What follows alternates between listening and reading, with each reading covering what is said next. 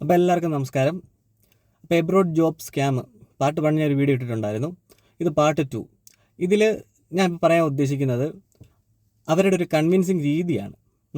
ഞാൻ അവരായിട്ട് സംസാരിച്ച കുറച്ച് വോയിസ് റെക്കോർഡിങ്ങുകൾ, അതിൻ്റെ ചില ഭാഗങ്ങൾ ഞാൻ നിങ്ങളൊന്ന് കേൾപ്പിച്ചു തരാം. ആദ്യം നിങ്ങളതൊന്ന് കേട്ട് നോക്ക്. കറന്റ് നോക്കുന്നുണ്ടല്ലോ അല്ലെ? കാരണം നമുക്കിപ്പം ഇത് പെയ്ഡ് വേക്കൻസി ആണ്, നമ്മളൊരു സർട്ടൻ എമൗണ്ട് കൊടുത്തിട്ട് മേടിക്കുന്ന വേക്കൻസീസ് ആണ്. അപ്പൊ നിങ്ങളുടെ ഡോക്യുമെന്റ്സ് കാര്യങ്ങളൊക്കെ നമ്മൾ ഫോർവേഡ് ചെയ്ത് കൊടുത്താൽ വിതിൻ 24 hours നിങ്ങൾക്ക് കൺഫർമേഷൻ മെയിൽ കാര്യങ്ങളൊക്കെ റിസീവ് ആകും. ഓക്കെ, ഈ ഒരു സാധനം കേട്ടപ്പോൾ നമുക്കും തോന്നി ഈ യൂറോപ്പിലൊക്കെ ഉള്ളൊരു വേക്കൻസിയും കാര്യങ്ങളൊക്കെയാണ്. അപ്പോൾ അവരും മേ ബി ഒരു സെക്യൂരിറ്റി എമൗണ്ട് അവർക്ക് അടച്ചിട്ട് ഒരു സബ്ബായിട്ട് എടുത്തിട്ടായിരിക്കും ഇത് ചെയ്യുന്നത്. അപ്പോൾ അവർക്കൊരു കൺഫർമേഷൻ വേണം, അതിനാണ് അവർ ഈ പൈസ ചോദിക്കുന്നതെന്നാണ് ഞാൻ കരുതിയത്. മനസ്സിലായോ? നിങ്ങൾ പേയ്മെന്റ് അടയ്ക്കുന്ന ടൈമിൽ നമ്മൾ എഗ്രിമെന്റ് കാര്യങ്ങളൊക്കെ ഇട്ടിട്ടാണ് പ്രോസസ് സ്റ്റാർട്ട് ചെയ്യുന്നത്. എന്തെങ്കിലും ഈ നിങ്ങൾ ഇപ്പൊ ഈ 4 to 6 മാസത്തിനുള്ളിൽ നിങ്ങൾക്ക് കയറി പോകാൻ പറ്റിയില്ല എന്നുണ്ടെങ്കിൽ നിങ്ങൾ അടച്ച എമൗണ്ട് 100% നമ്മൾ റീഫണ്ട് ചെയ്ത് തരുന്ന എഗ്രിമെന്റ് ഇട്ടിട്ടാണ് പ്രോസസ് സ്റ്റാർട്ട് ചെയ്യുന്നത് കേട്ടോ. അപ്പൊ അതോർത്ത് വേറെ ചെയ്യേണ്ട, അതുകൊണ്ട് ടെൻഷൻ അടിക്കേണ്ട കാര്യമില്ല. എന്താണ് നമ്മുടെ ഫുൾ സപ്പോർട്ട് കാര്യങ്ങളെല്ലാം നിങ്ങൾക്ക് നമ്മുടെ ഭാഗത്തു നിന്നുണ്ടാവും. നിങ്ങൾക്ക് പേഴ്സണലി ഒരു കേസ് മാനേജർ അസൈൻ ആവുന്നുണ്ട്. കേസ് മാനേജർ വളരെ മികച്ച സപ്പോർട്ടാണ് കിട്ടിയത്, വളരെ മികച്ച സപ്പോർട്ട്. ഇപ്പം നിങ്ങൾ കേട്ടായിരുന്നല്ലോ, 4 to 6 month ഉള്ളിൽ നിങ്ങൾക്ക് ഫ്ലൈ ചെയ്യാം എന്നാണ് അവർ പറയുന്നത്. ഞാൻ ഈ സംഭവം അപ്ലൈ ചെയ്യുന്നത് 1.5 വർഷം മുമ്പാണ്.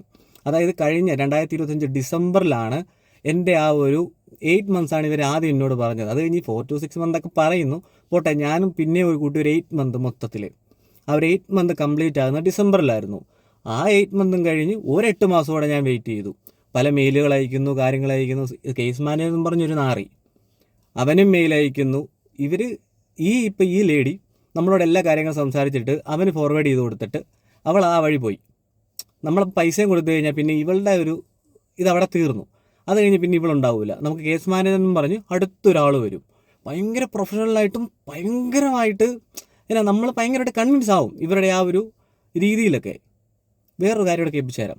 വേറെ നമ്മൾ ഇടയ്ക്ക് ഓരോ സംശയങ്ങളും കാര്യങ്ങളൊക്കെ ഞാൻ ചോദിക്കുന്നുണ്ട്, അവരതിനെനിക്ക് റിപ്ലൈ എല്ലാം തരുന്നുണ്ട് കേട്ടോ. ഭയങ്കര സപ്പോർട്ടും കാര്യങ്ങളൊക്കെയാണ് അവർ തന്നുകൊണ്ടിരിക്കുന്നത്. ഇത് കേട്ടോണം.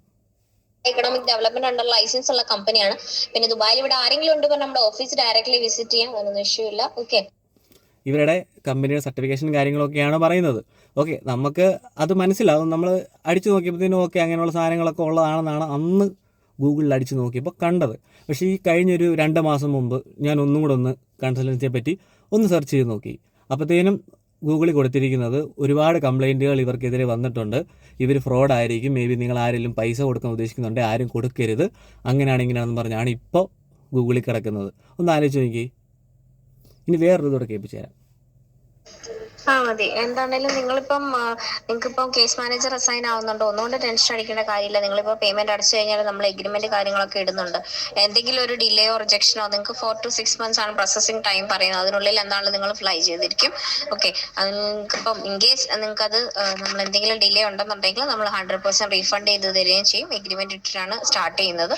ഓക്കെ, വീട്ടിലൊക്കെ ഒന്നും കൂടെ സംസാരിച്ചിട്ട് ഓക്കെ ആണെന്നുണ്ടെങ്കിൽ നമുക്ക് പ്രൊസീഡ് ചെയ്യാം. ഓക്കെ, പിന്നെ അതുപോലെ തന്നെ നിങ്ങൾക്ക് ഇപ്പം ഇന്റർവ്യൂ സെക്ഷൻ ആണെന്നുണ്ടെങ്കിൽ നിങ്ങൾക്ക് കേസ് മാനേജർ അസൈൻ ആവുന്നുണ്ട്. കേസ് മാനേജറാണ് ഇന്റർവ്യൂ കാര്യങ്ങളെല്ലാം ഷെഡ്യൂൾ ചെയ്ത് തരുന്നത്.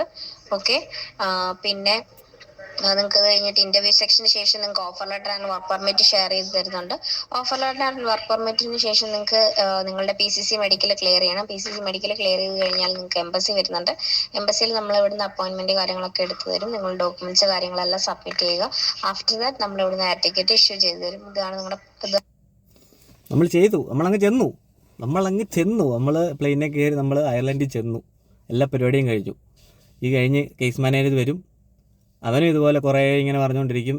ഈ പരിപാടികളെല്ലാം നടക്കുന്ന സമയത്ത് എനിക്ക് അതിനിടയ്ക്കൊരു വേക്കൻസി കിട്ടി. ഞാൻ അതിന് പോവാന്ന് അവരോട് കറക്റ്റായിട്ട് കമ്മ്യൂണിക്കേറ്റ് ചെയ്തു. അവരൊക്കെ ഭയങ്കര സപ്പോർട്ടും കാര്യങ്ങളുമായിരുന്നു.